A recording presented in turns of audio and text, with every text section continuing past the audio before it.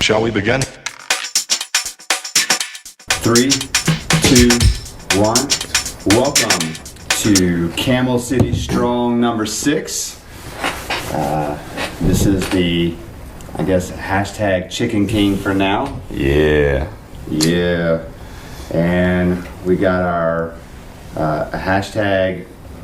He don't know what he is yet, maybe. I think I'm going to go with hashtag Flying Hawaiian. Somebody suggested that the other day. I like it. Flying Hawaiian. I'm trying to figure out how to change it on my Instagram right now. These gentlemen were supposed to help me. They did not help me. I didn't have time to Google. Whatsoever. He was actually doing that as I counted in. He goes, "Oh, we're starting." Yeah. What a way to go, Ross. Also, what this is, hashtag, we'll go with that hashtag. Did you ever do that? I didn't do him. You didn't. Hashtag the beard. The bearded one. The beardless beard. The beard. Which is now the The stash. stash. Hashtag stash. The one and only John Mabe. And hashtag Tram poet. Tram Poet. Which also happens to be our member of the month for March. Yeah, Mike. Which is why we're here today. So, to lead us off, Mike, tell us a little bit about yourself. Damn. That's it. Just That's a it. broad That's where we open-ended go, question. yep. Okay. Where to begin? First one, we'll go from there. What do you Okay. want us to know about you? So, my story is long and complex. Okay, we only got 35 minutes. Well, if you would so stop we're gonna talking, need a Cliff Notes version of that. If you would stop You talking, just then 30 seconds I'm right saying, there. 34 minutes? Reclaim my time. Reclaim my time. Mr. Speaker, I reclaim my time. No, it's pretty simple. I love life in all of its forms, the good, the bad, the ugly, and I try to see the best in myself and others. That's what you need to know about me. All right, well, it's good seeing everybody this morning. Yeah. Yeah, it was. Thanks for coming in. Make sure you grab your coffee on the way out. And Oh, there's coffees over there? I didn't even know. oh, I got you a green tea. Oh, thank you. Oh, I I like I'm green to go tea. get that. Did you drink green tea? I love green tea. I'm so sorry. So now we know. Y'all can split it. Yeah. So, hey, when did you start coming to Camel City? How long have you been here? I started in August of 14, Okay, so that was so 4.5 years ago. about 8 months after the box opened. Is Yeah. that right? Yeah. Yeah. Mike's basically one of the OGs for the most part. Real old. It's like an old. Right, right. Just OG. Oh, that means we started at the same time then, huh? Mm-hmm. I started up here at the same time you started? Yeah, so before that, I was going to the Y, doing boot camp. So what a lot of people may not know is, like what started my journey in this whole fitness, CrossFit, health thing was I got up to about 300 pounds. And while I was there, I wasn't really concerned about the weight because I was the sexiest 300-pound person you knew. That's right. That's obvious. Yeah, and but my blood pressure was borderline high, and my PCP was like, if you come back next year and your blood pressure is still where it is or higher, you're going on meds. And I came back a year later, and he was like, "You're going on meds," and I was like, "No, I'm not." And that was the kick in the ass I needed to start. So I dropped like 100 pounds, did it way too fast, and that was the one point where I was not as confident in myself after I lost the weight, which is kind of ironic. And I then said, so I gained a little bit of weight back and said, okay, let's kick it up. And that's when I joined Camel City. Nice. I love that when the doctors say we're going to put you on medicine, you're like, nope, Yeah. I can do this on my own. Everybody's You don't got that need that. point. You don't need it. I No, mean, you don't need- you just got to put in some work. Yeah. and the two things that are so easy to control, adult onset diabetes and most heart conditions. Change your diet, move a little bit. It's not even about the movement first. It's move a little bit, but change the diet, Yeah, no doubt. And by the way, I just want to go on record saying that you're being very soft-spoken right now, so I'm going to need you to Okay, I'll Well, kick not it that up. loud. Well, not that loud. Not that loud. I mean, I'm just speaking in my normal voice. Okay. I didn't realize. Oh, wait a minute. It Wait, is 8 in the morning for those who don't know. I know, but I'm used to your normal voice being back there with music playing and Right. everybody loud. So yeah, Okay, maybe not quite that loud. Not the smooth jazz voice. I know. I'm thinking here. I'm like, man, there should be. I might have to put some like jazz little sax in the background on this. That'll be nice. Yeah. That'll be nice. Okay, I'll find something. So do you have before and after pictures? The initial, Yes. like the 300, And the 200? 200? Yes. just those. Can we get those? Yes. Yes. Nice. So what was the biggest change and the hardest change to make in that transition? From the second time you went to the doctor? The change in diet, which remains the biggest challenge. So when I first started, it was counting calories. That I found journaling my food and counting calories was super easy. And just understanding what a portion size was. I know, right? Was huge. You know, I would eat, you know, my portion size of spaghetti was out of a mixing bowl. And I was like, that's one serving. You know, the bread, you gotta have the bread too. yeah, you have, you know, a loaf of bread, you know, I'd eat cereal, you know, a whole box, you know, it's one serving. Mike said a loaf. Yeah, a loaf. That's right. Said the loaf. Ain't playing around. And then when I got my food scale and started measuring and weighing things out, it was like, wait, this is it? This is all I get to eat now? I'm gonna die of hunger. Right. Don't worry about the heart disease and the diabetes. I'm gonna waste away into like oblivion. Yeah. So the exercise was easy. That's fun. But no, it was the portion control and managing that. It's like having to reset your mind to realize what an actual portion is, like a size. And after I did that, and I was good, I stopped journaling because I had it figured out, and my portion sizes crept back up, and so I'm in that process again. And now, counting calories is easy, but then I learned about macros, and dialing these whole damn macros in is like crazy. So, you know, I'm gonna give a shout out to Cuddles. If y'all don't know who Cuddles is, that's Camille for helping me out. Oh, side note, why do I call her Cuddles? That question was They need to know. next on my list. Okay. It was coming out. That was the next one. So I call Camille Cuddles because on Instagram she has a picture of shooting a gun, right? And she has an arm out, and I was like, oh, Killer Cam. And Kettle Cam, what's that? Killer. Killer Cam. Killer. Oh, okay. And she came in one day, and I, you know, I introduced Killer Cam to her, and she seemed to be okay with it. And then a couple days later, she comes in, and I was like, Killer Cam, and her eyes welled up with tears, and I'm like, oh my, like, and she said, don't call me that. I just ran over a raccoon. And it was like, I can no longer, in good conscience, bring up that you know, the tears. So I said, it's so cute and cuddly. So it was Cuddly Cam, and that was just too many syllables. So Cuddles is where I settled. Oh my goodness. I like it. Yeah. Wish we'd have known that from when we had her on here. Could have brought that up. Okay, so let's get into a little bit of some of the obvious questions that we typically ask. So you're at the Y, you had some weight on you, you're doing boot camps, Yes. and stuff like that. You come to CrossFit. Do you remember your first CrossFit workout? Do you remember how you felt? Did you say, what the crap am I doing? I thought I was I'm a big boy, but I got a little shape on me, right? So when I was intimidated by CrossFit, like many people, Right. because all I knew of CrossFit was the games, you know, what they showed on TV. I was like, man, that's crazy. I'm not that type of athlete. So a friend of mine, my cousin actually in Raleigh, was like, dude, go do it. You'll be fine. Franny, I had mentioned something about CrossFit. She said, oh, I do CrossFit at Camel City. You should go check it out. So that was like the jump start I needed to come. So what I remember about the very first day is, so that video I posted a week or so ago about the world record burpees.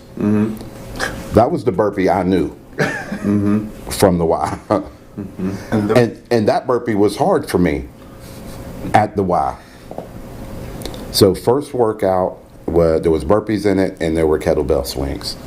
And I come in and I see that and I was like, oh, I can do these. And I go to do my first burpee and it was like, what are you doing? That you just did, that's not even a movement, stop. Go all the way down to the ground. And it was like, and I did like 4 and was like, okay, I'm going home now. Like, what are we doing? And the kettlebell swings, you know, we did a lot of kettlebell swings at the Y. And understand, I'm not downplaying the Y at all. No. It was super helpful in what I needed at the time. But I just outgrew what they had. So their heaviest kettlebell was like 20 pounds. So when I came here and was introduced to a 35 pounder, you know, in the beginning was like, yeah, I'm not anywhere what I thought I was supposed to be. So that's what I remember. I mean, I came in and I literally died, pretty much like I did last night in 19-1, that first time here. I know, right? You know, we had some kettlebells at the house, and I used to do some kettlebell swings and stuff like that. We had like a 25 pounder, and like the first time I came here and picked up a 53, I'm like, oh no, I had one a little lighter than this one. Oh, yeah, there is a 35. Okay, I'll take that one. Oh no, wait a minute. Do you have a 25? Yeah, maybe I need to start with that one. 18 over there is looking really nice. Yes. Favorite memory? So Do you have one? I knew that was going to come up, and my favorite memory is not about my like work. It was great to have, you know, my first rope climb and my first handstand push up and my first this and that. Honestly, it's the community. That's why I come back every time. You know, the nights that we go out and I wake up in the morning and I remember most of it. You know, those are, you know, it's the community and everything that that represents here. I've had the opportunity, as you know, to travel a lot for work, and I drop into a lot of boxes, and bar none, the community here is evident first time you walk in. So that my greatest memories are the people. That's awesome. Well, speaking about work, you do get to travel Yes. quite a bit. So, how's your mixture there? Are you 80-20 domestic versus international, or do you travel more international? What's the breakup there? So I travel primarily domestically. 1, maybe 2 international trips a year. It depends on where meetings are located, who's going to be there, and what we have going on at the time. So, you know, what do? I work in eye banking, where we provide corneal tissue for transplant. So we are, in fact, we're part of the process that restores sight to people who have a corneal blindness. In doing that, we have accounts all over the world. We have surgeons all over the world that we work with, and maintaining, developing relationships, understanding what their needs are super important, which is why we go to the company travels and goes and attends meetings. So it's understanding what's going on in the ophthalmology field, what's going on with our individual doctors, what do they need. So most of the travel occurs, April through the beginning of June, and then late September into early November. So I travel on average once a month. It's just very concentrated in those few months. Most interesting place you've got to go to? India, by far. It's like one of your last trips, wasn't it? That was my most recent international trip. You've been a couple times already. That was my second time. Yeah. You got to take your wife with you. Yeah, last time, right? She went with me. So I've been in the field 24 years. She's traveled with me maybe 4 times. she never believed I worked because we're going to conferences, and at the conference, the work actually, happens at the bar after. Yep. And she's like, "You're not working, you're just drinking." Like, no, I'm networking. This is really work. But in India, she got to go into the villages with me, and she said, and this like hit me so hard when she said it. She said, "In all these years, I truly understand why you have the passion that you do now." So that was the highlight of the trip for me. Like, okay, I'm done. She understands. So you get to go in and see potential patients or people that have... Typically no. But in this instance, the reason we were there was to have a dedication for a vision clinic that we sponsored. Oh, wow. And so back up. Let's just talk about India for a quick second. There's like a gazillion people. Mm-hmm. It's still very, very rural. So people live in villages and don't have direct access to healthcare, period. So the vision clinics were being built and established in these rural areas so that they had access to vision care, and it also allowed some of the young ladies in those areas to have a job. So it was a twofold connection. One, giving people access to healthcare that typically didn't have it, and two, creating a sense of pride and ownership for some of the young ladies because they now have a job in their communities. Is India listed, because I know there's vast portions of India there would be considered third world. Yes. And then in the major cities are probably considered first world. It's not classified as a second world country, but it's just kind of a split between first and third world. I mean, I don't know if you would if it's classified first and third, but definitely in that good portion of it is third world. Yeah, it's a lot of very manual, rural, building and just ways of living. Yeah. The juxtaposition I can give you is they're building very modern buildings. Very modern architecture and everything. And the scaffolding is made of bamboo. Mm. So you have this very new technology juxtaposed to the bamboo scaffolding where people are putting everything together. So a lot of very traditional means are still employed there. So how is, I don't know, you got anything? No, you're doing good. Go ahead. How's your challenge going? The challenge. Are you in the challenge? I am in the challenge. The challenge is going all right.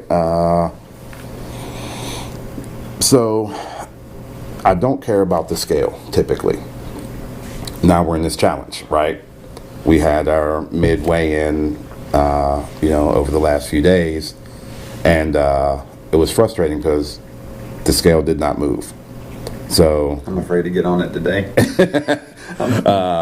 So fortunately, my body percent went down 1%. So that's good. My clothes are fitting differently. That's good. But overall, things are good. It's still just trying to dial those macros in.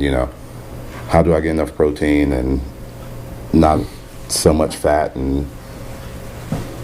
What are your macros? What are your? So. Let's do some math. How many calories are you taking in a day? 2,300. What are your macros? You get 2,300? I get 20, 24. 23. That's what I was. You get 23. You get 24. Mm-hmm. What do you get? 26. I'm 6 foot taller than you. Right. Yes, you are. Yeah. So 2,300 calories. Protein is somewhere in the 160 range. Carbs in the 250 range. Fat in the 80, 90 range. And Kettles, how's he get 200 calories less than me and I'm like 500 feet taller than him? Well, it's by weight though. I don't care what you. Hey. Kettles, Tell him to stop complaining. It's not kettles, it's cuddles. Oh, cuddles. I thought you Cuddles. said kettles. Cuddles. Okay. Cuddles. Our apologies. Your macros are what again? What was your macros again? Man, 160, 250, 80, something like that. Percentage-wise, what is it? 50 carb, 50, 40, 20? 30, 20, yeah. Protein, fat. Never do I hit that though. It's always like Do you have a 40, 30, 30. Do you have an easier time hitting one versus the other? Like, I have a hard time hitting my protein. So protein is typically a challenge. Well, when I first started, carbs were the challenge. Yeah, because Gummy bears, dude. so I cut out all the processed. Challenge key component. Gummy bears. I cut out all the processed carbs when I first started, and I was only eating rice, potatoes, and I was like, Cuddles, I need help. Like, so she gave me some suggestions. Potatoes. Well, it's a potato. So all potatoes. A lot of that. Yeah, I was like all potatoes. You know, so she was like, you know, eat some more carrots and hummus, and so I was able to start getting my carbs up. Protein became harder because I was fuller. Right. So then, as I started getting more protein, my fat went through the damn wazoo. You getting protein from red meats? Primarily chicken. Really? Yeah. Well, you ain't supposed to. You gotta get the grilled chicken. Oh, so you eating fried chicken? No. No, when he fries no. the chicken on the bowl. What? Not what? I eat watermelon too. Dang. Well, he said grilled chicken, so I was like, well, his fat's And I up, got the purple Kool-Aid. Come on, man. Man, so you didn't have to do it. There's two types of chicken: the breast chicken or bone chicken. I'm just saying. No, I normally I'll go get a rotisserie chicken, and that'll be my lunch for the week. I thought you were going to say it was just lunch. You the whole damn thing? Yeah, I've been wanting so bad to try to eat. Believe it or not, I do try to eat chicken for some I reason. mean, why wouldn't you? Why wouldn't I? I mean, you have access You have to to a lot try of to it.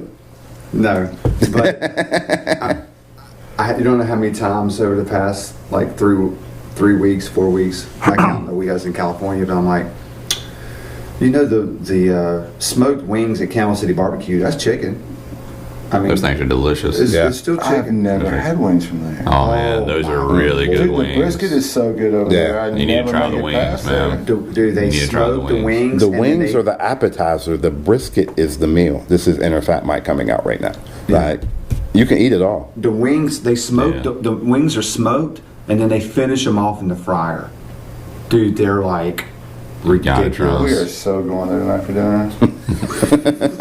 Hey, let's get a group. So- What time y'all want to go? So, yep. Anybody down? It's gonna be a couple weeks later than y'all hear this. But hey, Hey, we go again. We can if go y'all want to again. go to Capital City Barbecue tonight for dinner on the 23rd of February, you let us know. So I wasn't able to be here last night for 19-1. You said you got to do it last night. You took my question. So how do you feel like doing all this for the challenge? Do you feel like it helped you in this build-up last night? Because I know people have been killing like rowing and wall balls in the break and stuff. It's So like people. the wall balls. A, I like wall balls. B, that I do feel like the challenge has helped with the wall ball. So, but that row, Yeah. like the rowing for the challenge, it's more leisurely. It's again just movement, Taking your time. and you're able to concentrate, about keeping your back tight and relaxing your arms and everything you're supposed to do on the row. And I sit on the rower yesterday and forget everything. And my forearms are blown out by, the fourth round. I pick up the wall ball. It's hard to do the wall ball now because I can't feel it because my forearms hurt so bad. So, I was thankful 19-1 helped me get more wall balls because I haven't finished anything in the challenge. So it gave me another 120 or so wall balls for that. Didn't even think about that. Yes. I only have like 200 left, so I definitely thought about it. Yeah. And, but I only got just shy of 2,000 on the row, but it beat my soul into the ground. Yeah. So there's a couple That's things about pretty that. Your soul, people. Yes. That's pretty. People were talking about that a lot last night, and two things came out of that from the challenge. Is one, with the challenge and for your wall balls and rowing, like it didn't prepare you for the intensity of 19.1. Oh yeah, No. Insane. Just good movement But patterns. leading up to it, you should have understood one, yourself and how many wall balls you can go deep in a set and maintain. Like you should know that just from doing wall balls, especially if you did 1,000 of them or close to 1,000 of them. And then the rowing content is movement pattern. Yeah. Like how to be efficient, how to be the John Mabe on the rower. Where you can about sit there and that. maintain a steady pull. It doesn't have to be like a John Mabe 1,800 for an hour. It's even if it's a 1,200, 1,000, 900 calories an hour. It's just about being consistent on the rower. Yeah. To understand everybody's a little bit different and how you like to pull the rower to maintain. So the first 3 rounds actually were pretty solid, I felt. It was forgetting to relax. And when my forearm started to go, that's when everything else started going down. Because I felt like I was consistent, again, through the first 3 into the 4th round. But yeah, and then once it starts going, like panic sets in. I need to keep going. I need to stop. I need to shake it out. I need somebody to roll my Everybody forearms. else is still going. Go. So I haven't done 19.1, but Scott Golden was here yesterday, and I posted that live video, and we were like, well, let's just see what one round feels like. And I said, well, it only makes sense if we do it at a pace that we would do it at. Which, and that meant I wanted to row at like 1,000 calories per hour, because I know I can pull a calorie per hour, even though my stroke rate might be down. And 3, 2, 1, go. Next thing I know, I'm like, okay, I gotta keep up with Scott and wall balls. Oh crap, the ball went down at the same time. Yeah. I gotta pull a Scott. And all of a sudden, it was like we did a round in a minute 26, he did around minute 24. My point is, like, in the theme of Friday Night Lights, Yeah. 3, 2, 1, go, and there's 7 other people lined up down there. It's like, oh God, we just went through 3 rounds and I didn't pay attention to my pacing strategy at all. And don't forget, it was a head-to-head. Right. Matt called me out. Yeah. So Who called you out? Matt Grau. Oh, okay. So we get onto the rower. Did we start? It started with wall balls. Started with wall balls, but he So- pulls a rower really well. So Yeah. we get on the wall. We finish wall balls about the same time, and we get on the rower, and he gets off the rower, and I still have like 3.5 calories to go. I was like, "What are you doing? We literally just talked about our strategy first." he psychs you out. He's playing, he's trying to get you to go. Yeah, and I did. I found myself trying to keep up. I was like, I know I can't keep up with him on this rower. I know I can't. So stop. He straight baited you into it. Well, I think one of the things I think is going to help me with the row is you're right. For the challenge, you do find yourself getting into it as a consistent thing. But then the little side challenge that we've been doing on the side about trying to get that 10,000 meters under a certain thing, which for some reason I can't get below 48, but I'm still pulling hard through segments throughout. I mean, I'm at 5,000 meters, and then I go all out for 1,000, and so I think that's going to help in the process because I'm under tension, I'm under fatigue, but I'm still trying to go hard. I just haven't gone hard enough yet to. Who was it? Adam? They got 38. Did it in 38 minutes. Yes, I don't. Yeah, he was on. Have you done that? I'd like to see what your time could be. What? 10K challenge. I don't know about the Speaking 10K of a challenge. 10K, Nor am I going. Somewhere in April, between there's no April and May, where there's no competitions, we're shutting the gym down on a Sunday. You got a 4-person team, and we're doing the Fireball 10K. Or if it's not Fireball, something, whatever choice of drink. Fireball 10K. Fireball. That would take no time with 4 people, though. That's what you think. So I thought the Wait, same thing. time out. That's not Well, like hold that. on before I forget. I thought the same thing, and I was sitting there drinking a beer with Greg Gordon last night. He's like, well, you're missing the point is everybody who can row a 10K in 40-ish minutes, if not faster, right? So if you think about piling in 5 or 10 shots within 40 minutes, that turns really bad really quick. We're gonna put Uber on notice that day. Or, I won't be driving. But I figure if we do it during the day, then we can go to Camel Barbecue and eat barbecue afterwards. And get some wings. And get some Get wings. some wings. That'll be your third time in a month and a half. That's so funny because I had thought about us doing something too on rollers, but it didn't have anything to do with like that. I thought it'd be cool that if we could figure out a way of linking them, to have like one Sunday afternoon to have a rowing competition. We just have to buy all the things to link them all together. Yeah, but you gotta also have the the screen to put it on or whatever. But where we could have like a race, we could have races with heats and stuff like that. I thought that'd be kind of cool. But Okay, so on my maybe that's team, after the. I'm gonna go and put my team together right now. No. So I'm calling my team out right now. John May was on my team. Who? John. You don't. Scott Golding. No, sir. Ron Cole. No, sir. Why not? You don't get to. You don't get to have all top 3 rowers. Well, that's what we were doing. We're calling out teams. Let's just pick our team real quick. No. It's calling the shots. Adam. Because right now he's got the highest time, the best time. I'll take Adam. Adam crushed it. How did they become captains? I don't know. That's right. I agree with you. I'm wondering why they haven't said your name yet. Oh, I'm good. Did you hear me yesterday? Short people get picked last. I'm on okay the with rowing that. competition. Let's go ahead and put out there for all the short people complaining about this workout. Yeah, it's wall balls and rowing, but you know what that means? The next 4 weeks is all in your wheelhouse. Right. Like The next only 2 movements that may be advantageous to be tall, they're done in one workout, so we have nothing left for the next 4 weeks. Box jumps. You better get it done now. Box jumps are for tall people. No, absolutely Yes. not. Yes. next week will be. It don't take you burpees nearly and as long to box stand up. You got to reach full hip extension, regardless. I have to jump 5 feet higher than you do. Everybody has to jump 5 feet. Dude, my legs are. But the height from the ground Next- to the top of the box is the same. Next week will be burpees and like bar muscle ups or chest to bars or something like that. It's another workout Adam will kill. Problem. Yeah, something like that. So I had a question on the. So another one of the standard questions. You've heard people. I'm assuming you've watched the podcast or listened to the podcast, and those who are maybe thinking about that might stumble across this podcast and listening are friends, those that may be thinking about wanting to come and try out CrossFit advice.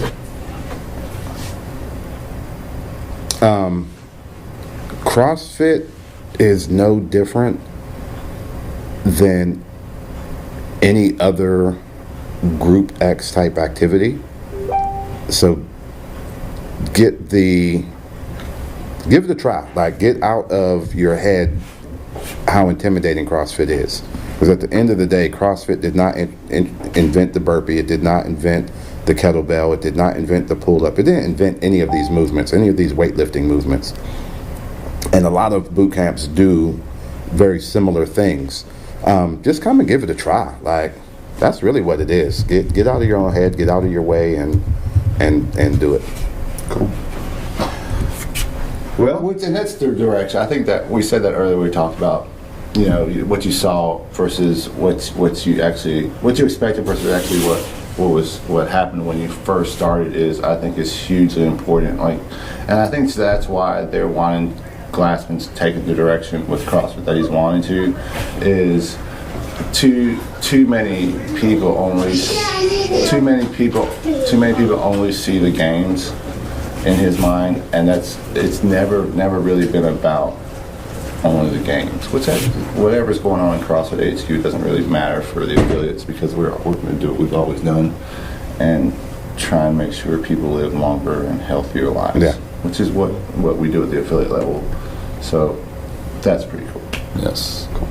Yeah, I hate the old saying. People are like, well, I got to get in shape before I come in and do something like that. It's like that. It makes no sense whatsoever. I mean, So it doesn't, and I don't know, kind of how you got into CrossFit and your fitness level, but I kind of felt that way. yeah, a lot of people do. Yeah. And I understand it